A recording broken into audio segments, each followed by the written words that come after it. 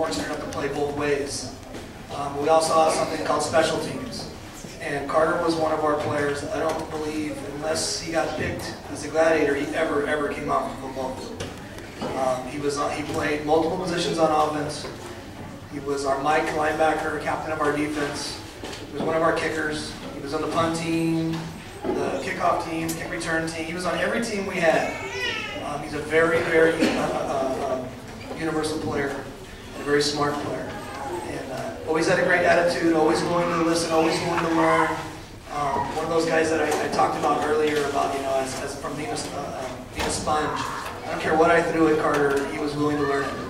And basically everything I asked of him as a coach, and I know Coach Aaron would agree to me on defense, as our Mike linebacker, responsible for making all the calls, as he saw things on offense, the Lucy call, the Roger call, remember that?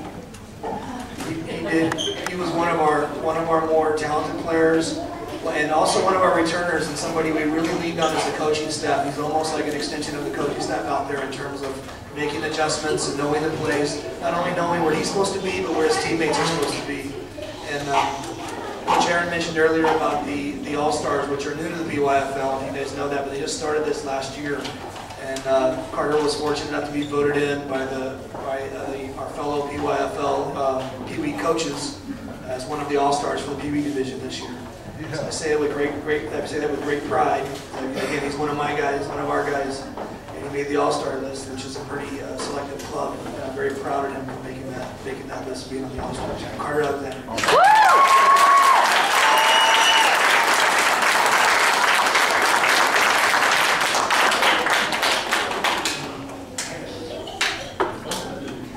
Brian Salmoran.